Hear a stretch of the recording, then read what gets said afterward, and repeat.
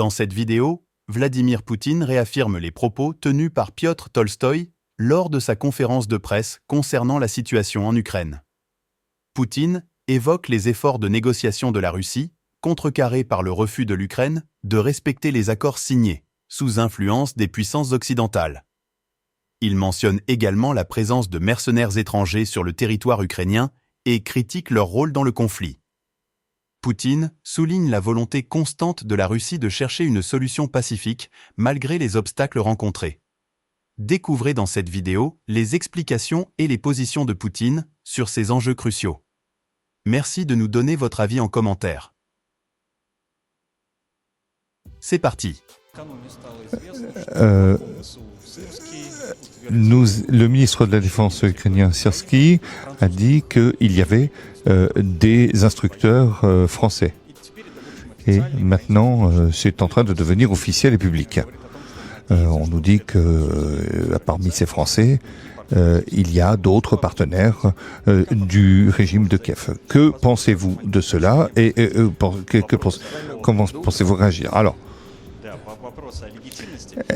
il y a la question de la légitimité.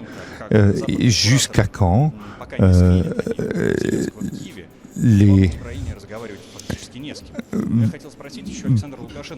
mais Alexandre Loukachenko a parlé de militaires. Vous savez, s'il n'y avait pas eu des militaires à la tête de l'Ukraine, ça fait longtemps que la chose aurait été terminée. Et le problème, c'est que ces militaires étrangers agissent en fonction des intérêts de certains intérêts nationaux. Pour ce qui est du fait qu'il y ait des mercenaires en Ukraine ou pas, bon, je pense que ce n'est plus un secret. Ils disent que oui, ils y sont. Nous le voyons. Nous entendons parler de l'anglais, du polonais, du français. Et ce sont des mercenaires, mais parmi ces mercenaires, il y a des spécialistes. Et vous savez, pour ce qui est des armes de longue portée, qui utilise ces armes? Eh bien sûr, ce sont des spécialistes, des instructeurs, des mercenaires en réalité. Et voilà. Et ils ont des pertes. Ils ont des pertes. Et il est de plus en plus difficile de cacher ces pertes. Et le problème, c'est qu'il va falloir à un moment reconnaître officiellement qu'ils sont présents. Donc, tant il y aura des pertes. Mais bien sûr, nous entendons tout ça. Nous entendons parler polonais. Nous voyons donc par exemple un contingent européen avec des Polonais. Il y en a qui ne restent pas. Il y en a qui s'en vont. Les Polonais, non. Et pour moi, c'est très clair. Peut-être je me trompe, mais j'en doute. C'est pourquoi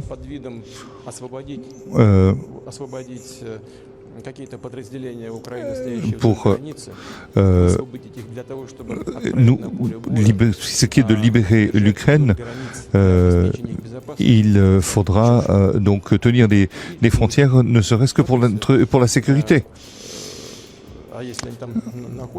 Et s'ils se trouvent là, eh bien, ils seront dans la zone des combats. Je ne pense pas que ce soit une bonne décision.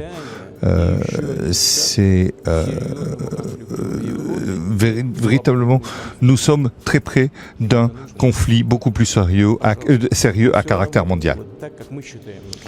Et indépendamment de qui se trouve sur le territoire européen et sur le territoire ukrainien. Voilà. Je vous en prie. Pour terminer. Alexis Gladkov, pour ce qui, donc il y a eu un message. Donc après la conférence sur l'Ukraine, ensuite, Il s'agira, pourrait-on inviter la Russie pour essayer de consolider l'idée d'une négociation? Est-ce que la Russie peut participer et si oui, dans quelles conditions? Il n'y a pas de réponse, puisque je ne sais pas de quoi il s'agit. Ils disent qu'ils ne sont pas prêts à inviter la Russie, et après ils disent peut-être qu'on sera prêt, mais plus tard. Nous, on n'a jamais refusé quelque invitation que ce soit. Nous l'avons dit, nous sommes prêts. Nous n'avons pas cessé de vouloir négocier. On aurait pu dire que les accords qui ont été signés à Istanbul ne nous conviennent pas. Mais donc il y a eu des accords. On aurait pu, s'il n'y avait pas eu la signature des accords que nous avions préparés du chef de la délégation ukrainienne. Ils ont paraphé ces accords et ils ont reçu l'ordre de déchirer ces accords et de vaincre la Russie sur le champ de bataille en lui infligeant une défaite stratégique. Eh bien,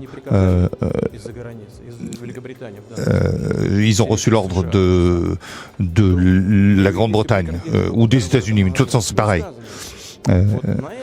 Mais sur cette base, nous n'avons jamais refusé et nous sommes prêts à continuer le processus de négociation. Mais qui est quoi?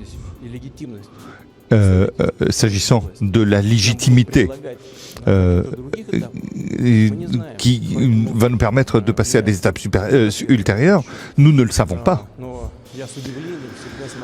Mais je suis toujours étonné je regarde avec beaucoup d'étonnement ces mouvements en Occident qui disent que la Russie refuse de négocier. Une fois encore, c'est faux. Nous ne refusons pas. La partie ukrainienne refuse publiquement. Elle n'a pas fait des accords et après elle les a refusés pour nous vaincre sur le champ de bataille. Si vous êtes prêts, eh bien revenez, il n'y a pas de problème. De quoi parle-t-on? Ils ne veulent qu'est-ce qu'ils veulent exactement? Ils veulent un soutien, qu'est-ce qu'ils veulent? Et il s'agit de déterminer la consolidation de la paix, mais malheureusement, cela ne fonctionne pas comme ça. Ils ne veulent pas se mettre d'accord. Ils s'accrochent au fait qu'ils vont recevoir telle ou telle chose, et qui va générer un tournant sur le champ de bataille. Et ça ne marche pas. Et plus il y aura de tentatives de ce genre, plus il y aura de pertes. Et les pertes ne sont pas pour le bien de l'Ukraine. Pourquoi cela arrive? Ceux qui dirigent l'Ukraine se fichent des Ukrainiens. Voilà le problème de l'Ukraine aujourd'hui. Ils ne pensent pas que ces gens sont les leurs. Ils n'agissent pas dans l'intérêt des Ukrainiens. Il est essentiel de considérer tous les points de vue pour comprendre la complexité de cette situation. La recherche de la paix et de la stabilité reste primordiale et chaque acteur doit être prêt à dialoguer. Pensez-vous que la présence de mercenaires étrangers influence le conflit en Ukraine? Comment cela pourrait-il affecter les efforts de paix? Vos commentaires et réflexions sont les bienvenus pour enrichir ce débat. À très bientôt.